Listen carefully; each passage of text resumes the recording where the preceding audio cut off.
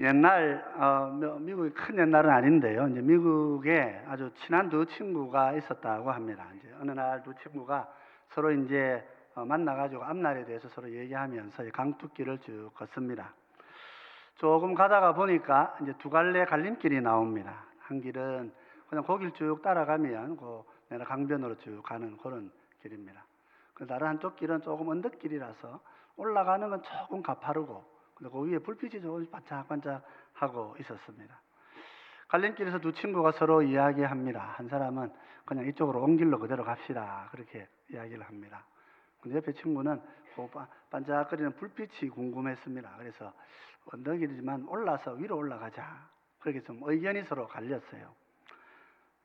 결국은 하나로 의견을 합치지를 못하고 둘이 좀 다투게 되고, 한 사람은 가던 길로 그대로 갑니다. 별일 아닌 것 같은데 또 마음이 또 서로 합해지를 못한 거죠. 그래서 이 강변길로 쭉 따라가고 한 친구는 언덕길을 올라가게 됩니다.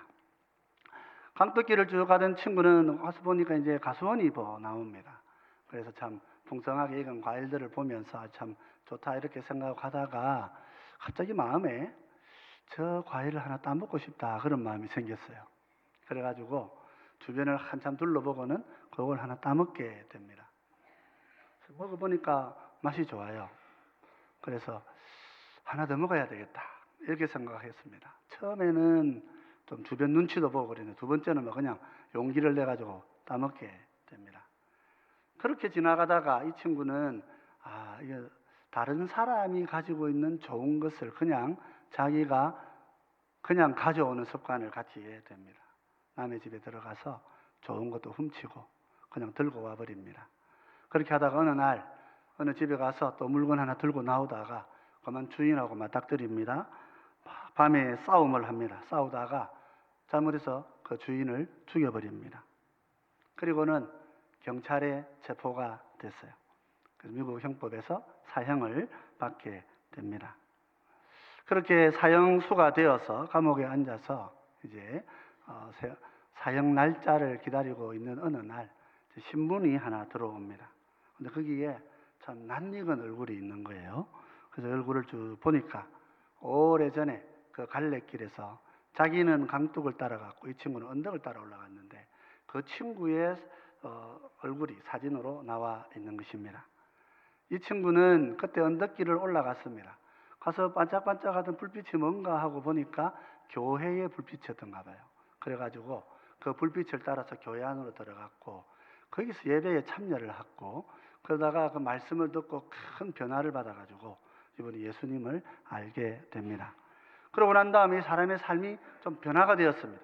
바뀌면서 공부를 열심히 하게 되고 대학 교수가 되고 총장이 됩니다. 그리고 미국의 유능한 정치인이 되었습니다. 신문에 친구의 얼굴이 나온 이유는 그날이 이분의 대통령 취임식이어서 있어서 그렇게 신문에 그 얼굴이 나왔던 거예요. 이분이 미국 제20대 대통령 제임스 아브라함 가필드라고 하는 분입니다.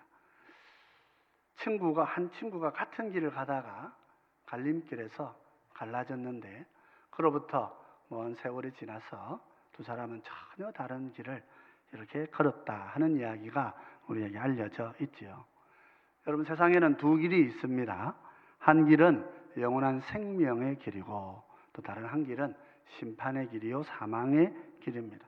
어떤 이는 빛을 따라 생명의 길로 찾아오는가 하면 어떤 이는 어둠을 따라 빛을 찾지 않고 도리어 방황하며 살게 됩니다. 대부분의 사람들은 빛인지 어둠인지도 모르고 그 사이에서 그냥 혼돈된 삶을 사는 것이 우리의 인생이다, 그렇게 말할 수 있습니다. 그런데 성경은 하나님께서 빛의 길을 내셨고 또 어둠이 그 뒤에 함께 어둠의 길이 또 다른 방향으로 우리를 인도한다, 그렇게 말합니다. 어떤 면에서 갈림길에서 내가 길을 선택하는 것 같습니다. 다른 면에서 보면 길이 나를 부르는 것입니다.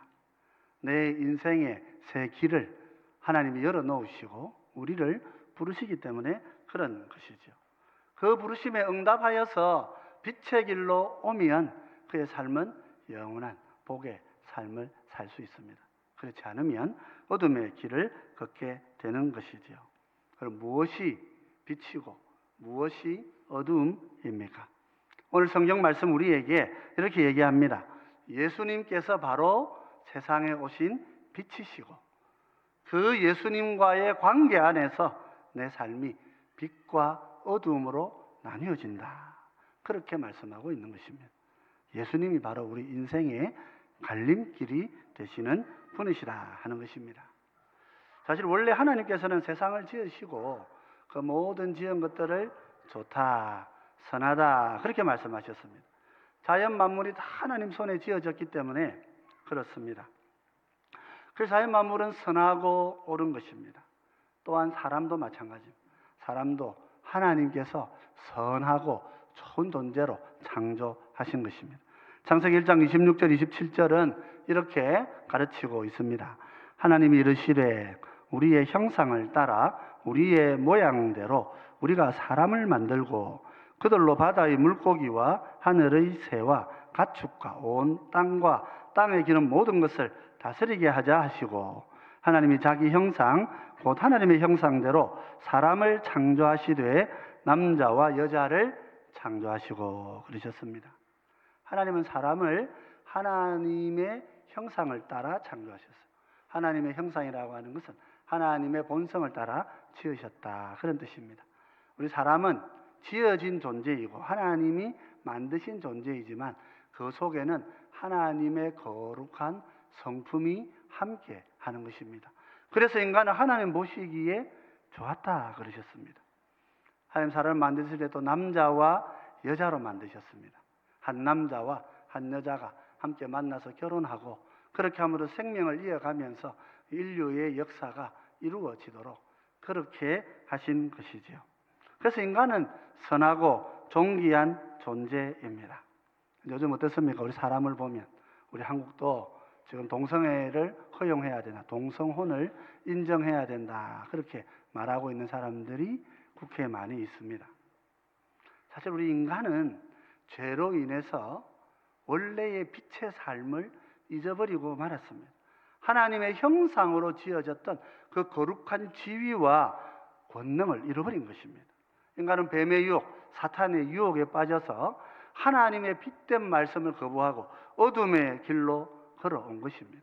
그래서 역사는 타락과 부패와 어둠의 길로 나아온 것이죠. 로마서 3장 23절은 이렇게 가르치고 있습니다.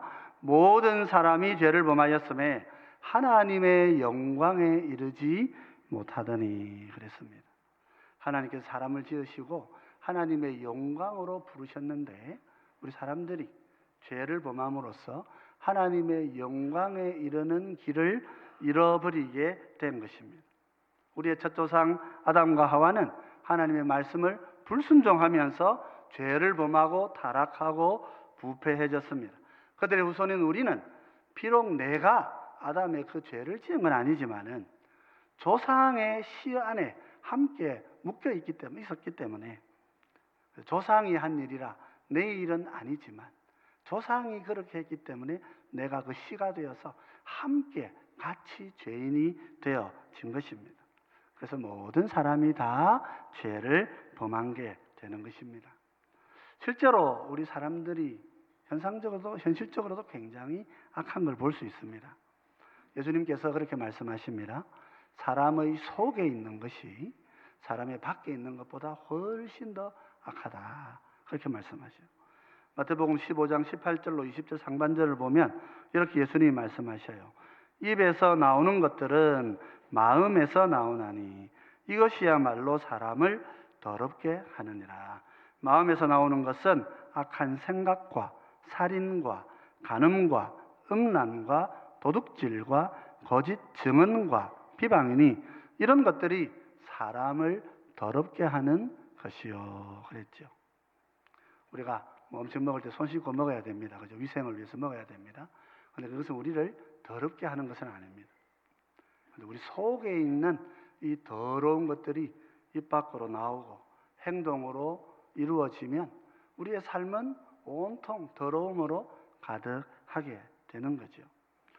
우리가 살아가는 세상도 그렇습니다. 여러분, 우리가 그런 세상을 살고 있지 않습니까? 최근에 불거진 이 층간 소음 공해, 그럴 수도 있습니다만은 어쨌든 그런 일들이 있을 수는 있는데 문제는 이것을 어떻게 우리가 다루어 갑니까? 이웃들 간의 갈등과 다툼의 수준을 넘었습니다. 정말 보기에 민망할 정도로 안타까운 일들이 많지요. 그냥 이웃 사촌이 아니에요. 원수처럼 그렇게 대하는 거예요. 주차 잘못하면 원수 됩니다. 아파트에서. 차 한번 잘못됐다가 옆집 사람하고 막 크게 다투면 뭐 그냥 원수 돼버리는 거예요. 이웃 사촌이란 말이 없어져 버립니다. 가족 간의 관계도 다 그렇지요. 부모를 때리는 자녀도 있고 부모에게 고발당하는 자녀도 우리 주변에 비일비재합니다. 사람의 내면이 다 깨어져 있다 하는 거예요. 그래서 세상은 어둠이라 그렇게 우리가 말할 수 있고 온갖 죄를 조장하는 우리 속에서 나오는 이런 것들이 세상을 어둡게 하고 있는 것입니다. 이 세상은 어둠이고 우리는 이 어둠에서 고통당하고 살아가고 있는 것입니다. 그런데 하나님께서 어떻게 하십니까? 예수님을 통하여서 빛된 생명의 길을 열어주시는 것입니다. 우리에게 주어진 놀라운 소식이 있습니다. 우리 교회에서 이것을 복음이라 그렇게 말합니다. 복된 소식이다 그렇게 말하는 거예요. 기쁜 소식이 무엇입니까? 하나님께서 우리를 미워하지 않으신다 하는 것입니다. 미워하시는 것이 아니고 하나님이 세상을 사랑하신다 그런 거예요. 하나님께서 세상을 미워하셔서 세상에 이런 죄악이 생기는 것이 아닙니다. 하나님은 세상을 사랑하셔서 세상을 지으시고 세상을 만드셨는데 인간이 타락하고 부패해서 스스로 악의 길을 이렇게 만들어 놔버린 거예요. 그것을 두고 하나님은 세상을 여전히 사랑하시기 때문에 그 속에서 우리를 구원하시려고 구원의 길을 여시는 것입니다. 하나님은 우리 사람이 하나님 형상으로 지음받았기 때문에 하나님께서는 우리가 하나님의 원래의 형상으로 회복되기를 원하시는 것입니다. 그리고 예수님 안에서 하나님의 그 영광에 이르도록 그렇게 우리를 성령님을 통하여 선히 인도해 주시는 분이시지요. 하나님이 미워하시는 것은 부패입니다. 세상의 타락이고 세상의 죄를 미워하시는 것이지 하나님이 사람을 미워하시지 않는다는 것을 우리가 기억해야 합니다. 하나님께서 이 사랑을 우리 가운데 보여주시려고 자기의 아들을 속죄의 제물로 보내십니다. 요한복음 3장 16절은 이렇게 가르치고 있습니다. 같이 한번 읽어보시면 좋겠습니다. 같이 읽겠습니다. 하나님이 세상을 이처럼 사랑하사 독생자를 주셨으니 이는 그를 믿는 자마다 멸망하지 않고 영생을 얻게 하려 하심이라. 예수님은 이렇게 말씀합니다. 하나님이 세상을 사랑하신다 하는 것입니다. 하나님은 원래부터 세상을 사랑하셔서 우리를 지으신 것입니다. 그런데 우리가 하나님을 떠나왔던 거예요. 하나님을 떠나오면 그 자체가 방황이고 방탕이고 방랑인 것입니다. 우리 자녀가 좀 기분 나쁘다고 부모님 집을 떠나면 어떻게 됩니까? 그럼 세상의 어두운 길로 가는 거지요. 하나님이 우리를 지으셨는데 하나님을 떠나오면 우리 삶이 어떻게 되겠습니까? 우리 삶 자체가 지옥이 되고 우리 삶 자체가 어두움이 되는 거예요. 그래서 하나님께서는 한번 집 나간 자식이지만은 다시 우리를 부르시려고 이제 우리의 죄가 생겼잖아요. 이제는 그 죄를 해결하시려고 아들을 보내신 것입니다. 아들을 보내신 것은 심판하시려고 보내신 것이 아닙니다. 아들을 보내신 것은 구원하시려고 보내신 것입니다. 요한복음 3장 17절은 이렇게 가르칩니다. 하나님이 그 아들을 세상에 보내신 것은 세상을 심판하려 하심이 아니요 그로 말미암아 세상이 구원을 받게 하려 하심이라. 세상은 하나님을 떠나 불순종의 길을 가버렸습니다. 그때 이미 심판받은 거예요. 이미 죄 속에 있고 이미 어둠 속에 있습니다. 어둠 안에서 우리는 방황하고 혼탁한 삶을 살아온 것이 사실입니다. 그리고 우리는 육신의 고난을 경험할 수밖에 없고 이 고난이 결국은 죽음으로 이어져서 죽음이 우리 인생을 기다리는 종착역처럼 그렇게 우리 삶을 살아가고 있는 거예요. 그래서 인생이라고 하는 것은 뭐 좋은 집에 사나 나쁜 집에 사나 끝이 똑같습니다. 집에 있는 개나 사람이나 끝이 똑같아요. 다 죽음이라고 하는 피할 수 없는 마지막 길을 만나게 되는 것입니다. 그것이 우리의 죄 가운데 있는 삶의 운명인 거예요. 그런데 하나님께서 아들을 보내시면서 우리를 세상에서 구원해 내시려고 하십니다. 아버지의 사랑은 아들이 집 나간 우리의 죄를 대신하여서 십자가에 죄값을 대신 지불하시고 죽게 하신 거예요. 이제 아들이 집 나갔는데 아버지가 용서해 주실까 걱정돼서 못 돌아온다면 그럴 염려가 없는 거예요. 왜냐하면 하나님께서 아들 예수님을 통하여서 십자가에서 모든 우리의 형벌을 다 대신 지게 하신 것입니다. 그리고 예수님께서 사람의 몸을 입고 이 땅에 오신 하나님으로 우리의 죄를 다 씻으시고 그 예수님을 하나님이 나의 구원주로 주셨구나 마음에 내가 받아들일 때 하나님의 모든 죄가 사해지는 은혜를 누리게 되는 것입니다. 여러분, 교회의 구원은, 성도들의 구원은 하나님이 우리를 용서해 주시는 거예요. 값없이 용서해 주시는 거예요. 이게 값없이라는 말이 어떤 뜻이냐면 값이 없다 그런 뜻이 아닙니다. 값없이라고 하는 것은 값으로 매길 수 없다 그런 뜻이에요. 값으로 매길 수 없는, 우리가 지불을 할 수가 없다는 게 너무 비싸기 때문에 지불할 수가 없어요. 지불할 수가 없는 그 크신 은혜를 우리가 입어서 하나님의 죄 용서함을 받게 되는 것입니다.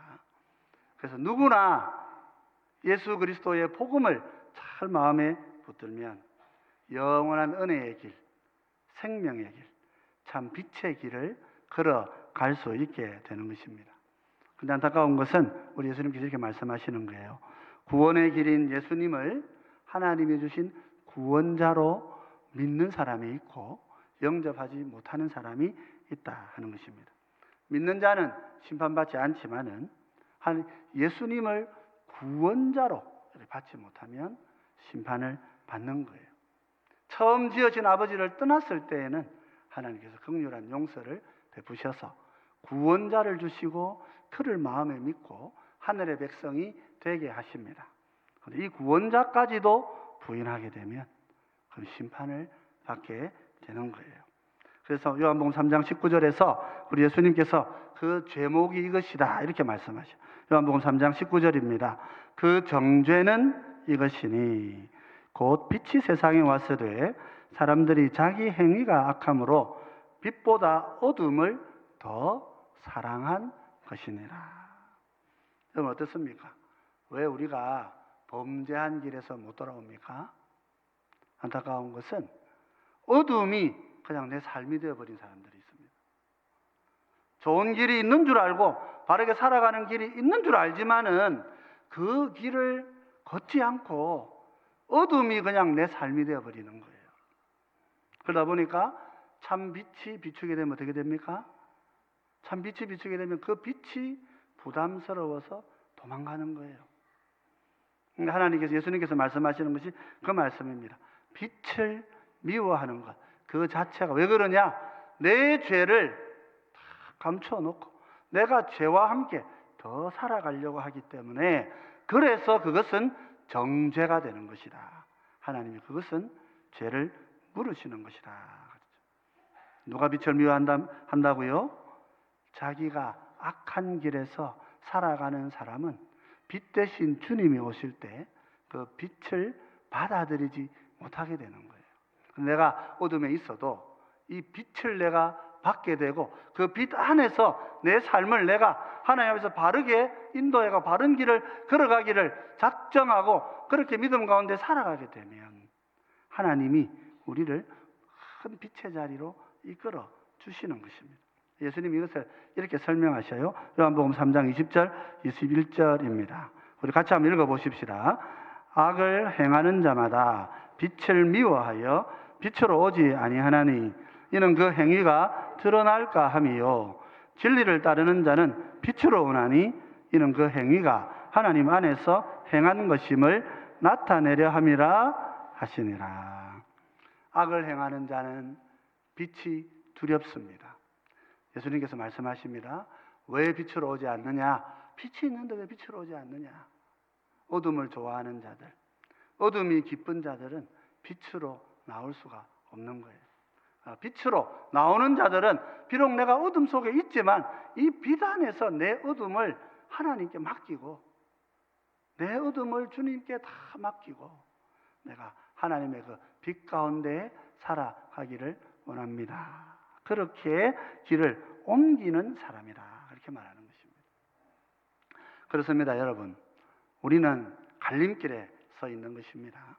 갈림길에서 빛으로 갈지 어둠에 머물러 있을지 갈림길에 선택의 자리가 주어져 있는 것입니다. 이 선택이 내가 하는 것 같지만은요, 길이 나를 선택한 것입니다. 오늘 여러분 전도 받으시고 우리 교회에 이렇게 오신 분들은 이제 길이 이제 여러분들에게 열려지는 것입니다. 남은 것이 여러분들이 그 길 안으로 오시는 것입니다.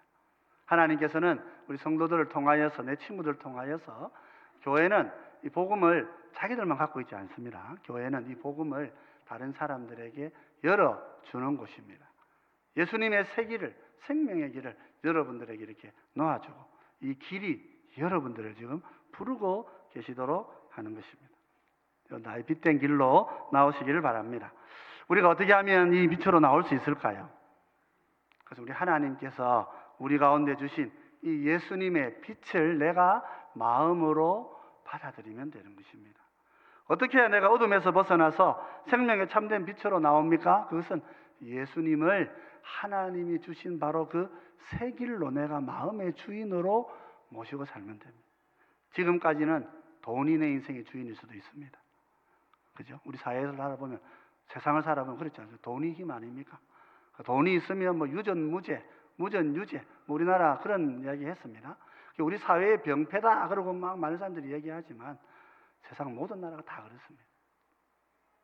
돈 있으면 다 무죄가 됩니다. 우리나라만 그런 거 아닙니다. 세상이 그렇습니다. 그게 우리 사람이 사는 세상이 그런 나라인 것이지요. 돈이 주인일 수가 있습니다. 세상 권력이 주인일 수 있습니다. 권세가 있으면 강하잖아요. 권세 그거 있기를 내가 원하잖아요. 돈 벌려고, 권세 가지려고, 자녀들 통해서 막 새로운 내 신분을 바꿔보려고 우리나라 부모들이 얼마나 아이들을 볶아댔습니까? 요즘 막 애들이 엄마들 말 안 듣고 막 그냥 돼야 된다 그러지요. 여러분, 세상에 참 빛은 돈이 아니고 권세가 아니고 자식이 아니고 사회적 신분이 아닙니다. 세상에 참된 빛은 예수 그리스도라 말이죠. 요한복음 1장 12절 13절은 그래서 예수님께서 이렇게 제자들 통해서 우리에게 말씀을 해주신 거예요. 자, 우리 12절 13절 말씀을 같이 한번 읽어보겠습니다. 영접하는 자, 곧 그 이름을 믿는 자들에게는 하나님의 자녀가 되는 권세를 주셨으니 이는 혈통으로나 육정으로나 사람의 뜻으로 나지 아니하고 오직 하나님께로부터 난 자들이니라 그랬습니다. 예수님은 하나님이 주신 빛입니다. 이 빛을 믿고 예수님이 나의 구주다, 하나님이 나를 위해 내신 길이시다, 그것을 내 마음에 영접하면 그 영접하는 그 순간부터 내가 하나님의 새 백성으로 거듭나게 되는 것입니다. 이것은 혈통으로나 육정으로나 사람의 뜻으로 나지 않는다 그랬습니다. 배운다고, 지식이 있다고, 돈 많이 가진다고 그렇게 되지 않습니다. 그래서 하나님께서 길을 우리에게 열어주시는 거예요. 하나님께서 생명의 길을 나에게 열어주실 때 그 생명의 손이 내 손을 붙잡고 이끌어가 주시는 것이죠. 그래서 이 길은 내가 만드는 길이 아닙니다. 하나님이 나를 부르시는 길이라 말이에요. 영국의 에드워드 모터라는 분이 있습니다. 이분이 이제 37살 목수였었는데요. 특별히 이제 캐비넷을 제조하는 그런 제조공이었다고 합니다. 이분이 이제 젊은 시절에 공장에서 일하면서 항상 이제 마음에 불평도 많고 또 원망하는 마음도 있고 반항하는 마음도 있고 그런 마음으로 살았어요. 고작 이런 공장에서 망치나 두들기며 일을 하다니 우리 부모는 왜 나에게 이런 삶밖에 못 주나, 부모 원망하고 부모 탓하고 그렇게 억울한 마음을 가지고 그렇게 세상을 살았어요. 그렇게 사니까 어때요? 자기 마음에 자기 인생은 그냥 깨진 인생인 거예요. 그러니까 소망이 없고 너무 삶이 무의미하고 그러던 거예요. 근데 어느 추운 겨울날에 이제 런던 거리를 이렇게 쭉 배회를 합니다. 배회를 하다가 평소에도 보았을 것인데 그날따라 앞에 교회가 이렇게 눈에 들어온 거예요. 작은 교회가. 그래서 마음에 갑자기 이제 그런 생각이 들어요.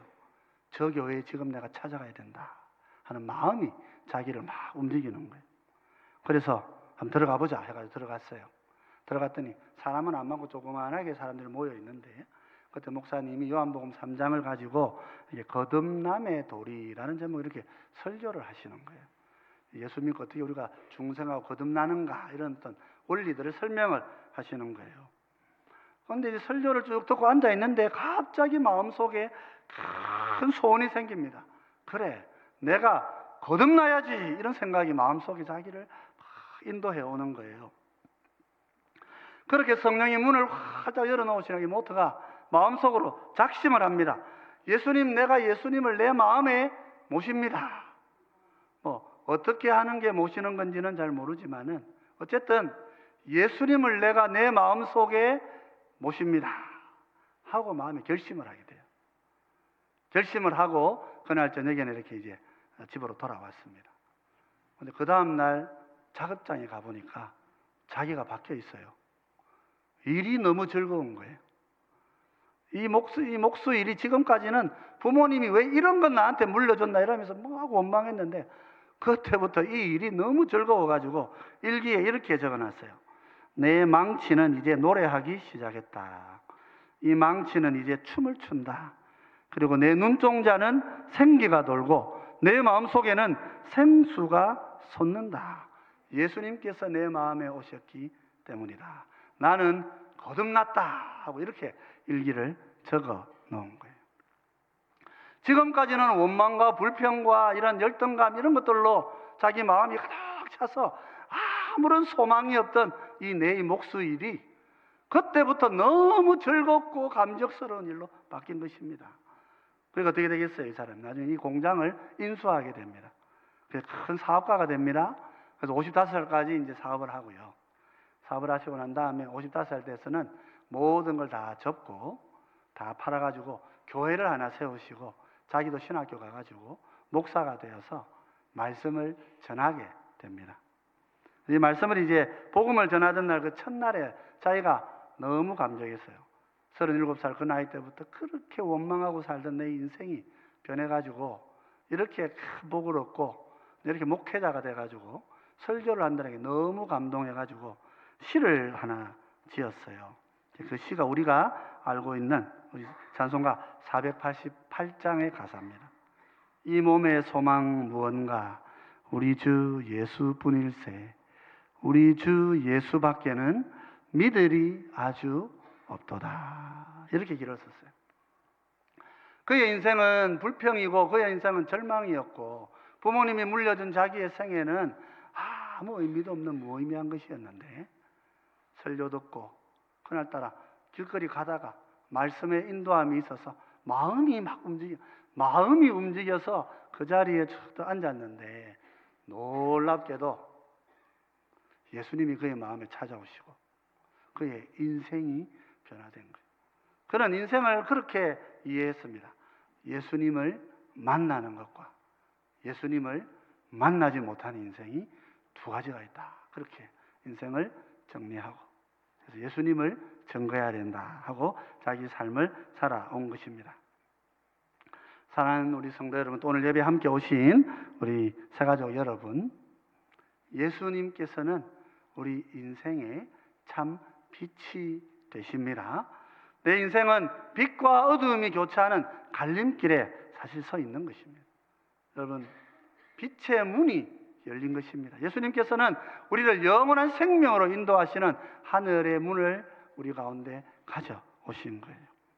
이 영원한 문을 통과하면 우리가 영원한 생명의 길로 나아가게 됩니다. 제가 학교 다닐 때 우리 포항공대 그 초기 일기 학생들 이렇게 똑똑한 아이들 너무 많아가지고 다 한 칼씩 다 들고 다니기 때문에 이제 함부로 실력을 자랑할 수 없는 그런 친구들인데 그 중에 한 명이 이제 화공과에 수석을 하고 들어온 친구가 있었어요. 이 친구는 데이트 나가가지고 그 여자친구한테 그 주스 이렇게 나오면 그 주스의 분자 구조가 이런 거야 이렇게 설명을 했던 친구입니다. 그랬는데 이 친구가 어느 날 그러면서 이 친구는 나는 기독교는 못 믿는다. 어떻게 하나님 아들이 죽었다고 내가 구원을 받노? 그런 걸 못 믿는다. 그런 이야기를 하고 다녔어요. 우리 기독교인들은 우리들이 한참 마음에 참 주눅도 들고 이 친구 만나면 주눅도 들고 뭘 설명할 길이 없다 싶어서 걱정을 하고 그렇게 몇 번 기도하고 그랬었어요. 그런데 어느 날 소문이 들립니다. 이 친구가 이야기합니다. 이 친구가 교회를 다닌다는 것입니다. 그래가지고 우리가 이제 야, 다 모여봐라. 교회 다닌단다. 이래가지고 우리 기독교 이제 전 모였어요. 모여가지고 그 친구를 이제 불렀어요. 오라 해가지고 네가 어떻게 해서 교회를 다니게 됐노? 이렇게 물었습니다. 그랬더니 자기가 교회에 갔는데 그냥 말씀을 듣고 있는데 그냥 믿어져가지고 믿고 있다. 그래서 그때부터 내가 교회 다닌다 그래. 그래서 우리 전부가 다 물었습니다. 그러면 그 진화론 그건 어떻게 되노? 네가 이래 가지고 세상이 진화된다 했으니까 그러면 요거는 어떻게 해결했노? 너는 이 문제를 어떻게 해결했노? 우리가 다 안 믿는 사람한테 설명을 잘 못하니까 이제 네가 그거 어떻게 하는가? 이 친구 대답이 기가 찼어요. 진화론 그런 문제 내 잘 답은 없더라. 그런데 예수님이 살아계시더라. 그 살아계신 분이시더라. 그래서 나는 예수님을 믿고 전하기로 했다. 그래 얘기를 하더라고요. 여러분 그런 것입니다. 주님께서 우리의 마음속에 찾아오시면 내 마음의 생각, 내 머릿속에 복잡한 것들이 다 이해하지는 못하지만은 그런 마음속에 주님이 나의 영원한 주인이시고 내 죄를 대신하신 하나님의 아들이심이 내 마음속에 받아들여지고 그래서 믿음에 순종하게 되고 그러면서 하늘의 영원한 생명의 길로 걸어가게 되는 것입니다. 우리 오늘 오신 분들에게도 그런 큰 은혜가 있으시기를 주의 이름으로 축원드립니다. 우리 시간에 저를 따라서 우리 다 같이 우리 성도님들도 좀 함께 우리 두 손을 모으고 같이 한번 기도하면 좋겠다 싶습니다. 오늘 마음에 오늘 처음 오신 분들도 우리가 마음에 동하시면은 같이 한번 쭉 따라서 이 기도를 같이 하면 좋겠습니다. 사랑하는 예수님, 사랑하는 예수님, 저는 죄인입니다. 이제 예수님을 내 삶의 주인으로 믿고 모십니다. 주인으로 믿고 모십니다. 오셔서 내 삶의 영원한 주인이 되어 주옵소서. 내 삶의 영원한 주인이 되어 주옵소서.